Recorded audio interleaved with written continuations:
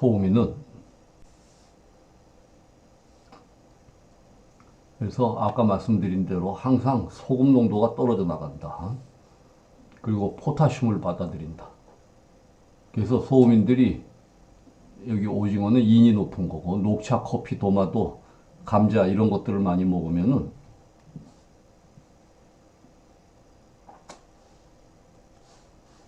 몸 안에서 소금 농도가 더 떨어져 버려요. 그럼 결국 체액이 부족해지고 순환 혈장량이 부족해지고 이제 우리가 일상적으로 느끼는 거는 쥐가 잘 나고 저리고 사람이 보일러에 물이 없으니까 어떻게 돼요? 몸이 차가워지겠죠. 추운 겨울에도 남들은 별로 춥다고 안 하는데 혼자 추워하고 옷을 껴입어도 안 되죠. 그럴 때는 옷을 껴입을 게 아니라 여러분들이 소금물을 염도계로 한 2.0을 만들어 갖고 한 컵을 마셔보세요.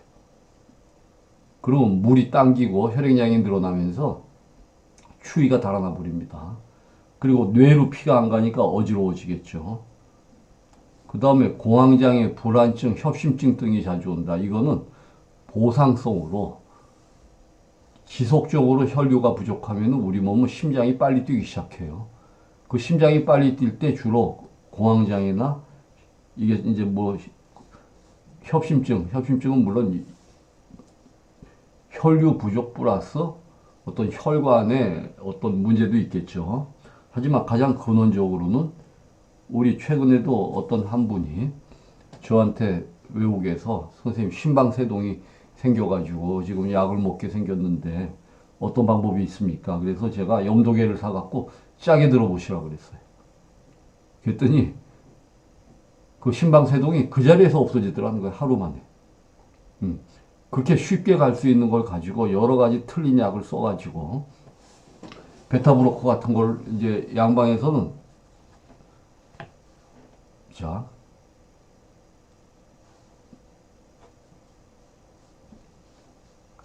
심장은 우리 몸의 말초까지 피를 보내줘야 되겠죠. 그러면 여기 심장이라고 가정을 하고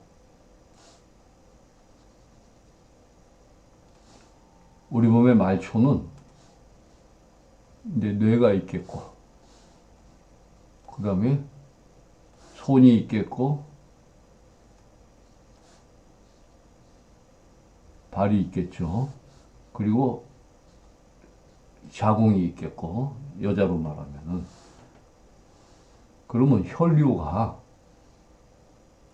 많을 때는 충분히 이 말초까지 피를 보내줄 수가 있어요. 말초까지. 네. 근데 혈류가 부족하면 이 말초까지 피가 가지를 못해. 그러면 머리에서는 어지러움증이 일어날 거고 여기는 어지럽겠죠, 머리가. 피가 안 가니까. 자궁 쪽에도 대사가 안 되니까 여러 가지 질환이 생길 수가 있고 손발은 저리고 이제 사람이 힘이 없어져요. 그러면 여기에 대한 보상으로 혈액량이 줄었으니까 거꾸로 프레셔, 혈압을 높이거나 프리퀀시를 높여가지고 1000동의 기차가 다니는데 800동으로 줄으니까 압을 높이든지 속도를 높이든지 횟수를 높여가지고 이걸 보상하겠죠. 이때 심장에 부하가 걸리는 게 심방세동도 여러 가지가 있겠지만 이래서 걸리는 심방세동이 있어요. 이거는 자연스러운 현상이에요. 피를 보내기 위한. 근데 이때 베타브로커를 쏘면은 심장 박동 자체는 느려져요. 근데 사람이 어떻게 돼요? 무기력해져 버려요. 무기력. 태음인한테는 상관이 없지만 소음인들한테는 굉장히 기운이 빠지고 무기력을 해줘. 전체 혈액량이 늘어나가지고 심장 자체가 과수축을 안 하게 시켜야 되는데 전체 혈액량을 늘릴 생각을 안 하고 싱겁게 먹으면서 심장이 나쁘다고 베타브로커로 심장의 수축력만 없애주니까 피가 말초까지 안 가서 여러 가지 이게 지속되면은 치매부터 가볍게는 무기력하고 우리 한의학에서 말하는 들어눕고 싶고 입맛이 떨어지고 식욕이 저하가 되고 움직이기 싫고 이런 현상이지만 장기적으로는 치매까지 유발할 수가 있습니다.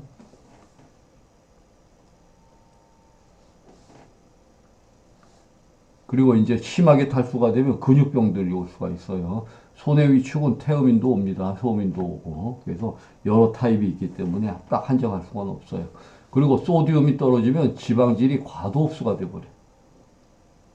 우리 장에서 소금 농도가 높을 때는 아미노산이 들어오고 소금 농도가 떨어지면은 지방질이 들어옵니다. 이러한 게 소음인의 생리학이에요.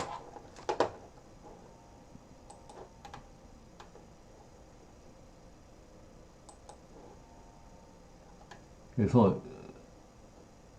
바닷물고기처럼 소금기가 빠져나가고 우리 한방에서는 골증이고 보상성 고혈압이 오고 보상성 고혈압이 오면은 자 우리 몸은 RAAS라는 레닌 안지오텐신 시스템이 작용을 해요. 조금 복잡하기 때문에 여러분들한테 뭐 다음에 시간 있을 때 하겠지만은 혈류를 유지시키기 위해서 소변을 안 내보낸다는 걸로 이해를 하시면 됩니다. 그래서 소음인들은 포타슘 높은 거 먹으면 안 됩니다. 태음인도. 그리고 밤에 소변이 안 나와야 돼요. 이렇게 제가 잠시 여러분들이 이렇게 얘기 들으면은 야 짜게 먹으면 고혈압이 온다 그러는데 제가 지금까지 말씀드린 거는 보상성 고혈압이에요. 소디움에 의한 산투압이 높아서 생긴 게 아니고요. 2015년도 뉴 잉글랜드 저널 오브 메디신에 심장병에 대한 대규모 스터디, 이게 아마 영국하고 미국이 같이 한 걸로 알고 있어요. 7,800명이 조사한 자료가 있어요.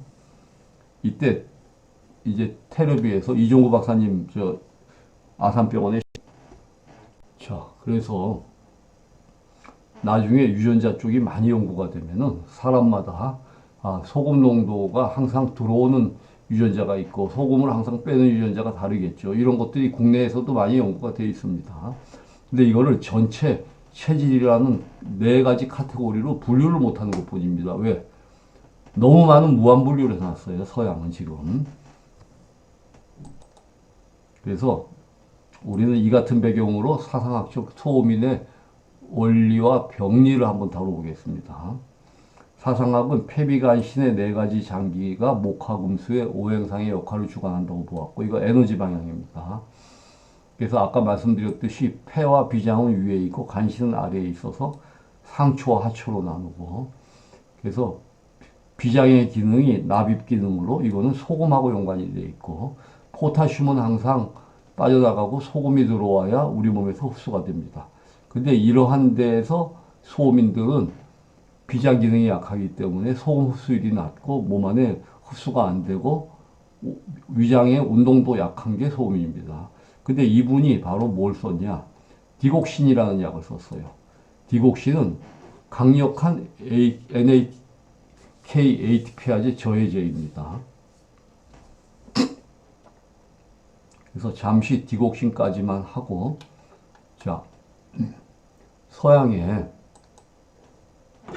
18세기에 이 소양인은 소디움 농도가 떨어져 나가지 않죠. 소양인은 소디움 농도가 너무 높아가지고 소위 소변이 나오질 않고 삼투압이 없고 소변이 나가려면 포타슘이 들어오고 소디움이 떨어져 나가고 그러니까 AKH 이게 NaH의 교환이 있습니다. 수소이온 농도가 높아져야 돼요. 그리고 K가 들어오고 NA가 빠져나가야 되는데 소양인들이 이 역할을 누가 하냐면 좌심실이 합니다. 우리는 레프트 벤트리클 우리가 아스리움 벤트리클에서 이게 심방이고 심실이죠.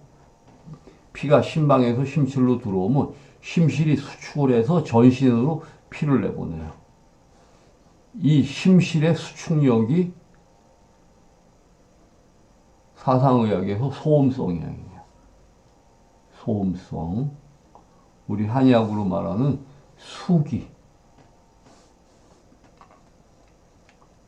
수기의 한 표현은 심장에 있는 심실이 수축이 돼갖고 전신으로 피가 내려가야 돼. 신장 쪽으로. 그래야 이뇨가 돼버려요. 근데 소양인이 이 심실이 수축이 안 돼버려갖고 부은 거예요. 그 중세에 어떤 의사가 환자 하나가 전신 부종이 왔어요. 전신 수종이. 이거는 그야말로 소양인의 소디움 과다로 인한 수종이었어요. 그래서 그 사람이 죽었는 줄 알았는데 어느 날 길가에서 이 사람을 만난 거예요.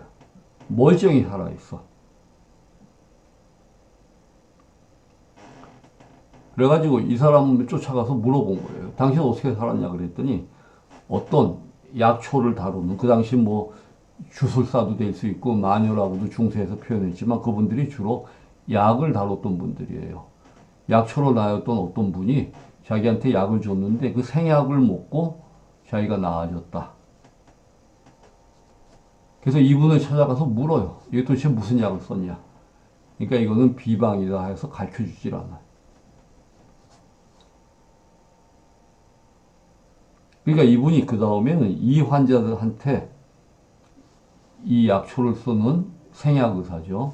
허발 세라피를 하는 분한테 치료를 받았던 심장병 환자들을 죄찾아다닌 거예요. 그래서 그분들이 먹는 약들을 다 얻어다가 실험을 해본 거예요. 그 중에 하나씩 하나씩 다 실험을 해보니까 마지막에 디기탈리스라는 약에서 바로 소변이 빠져나간다. 그래서 이 디기탈리스가 폭스그로브라고 합니다. 폭스그로브. 여우의 이 장갑. 그래서 여기서 이제 디기탈리스가 심장병 전신 수종에 쓰는 약으로 됐고, 이게 디곡신이라는 약물이 나왔어요. 독약입니다. 디곡신. 아주 미량을 써야 돼. 소양인 약물이에요. 그래서 이게 일반적으로 심비대에 사용되는 약인데 소음인한테는 적합하지 않습니다. 그래서 디곡신의 기원 식물인 이게 바로 디기탈리스입니다. 그 함강은 여기까지 하겠습니다.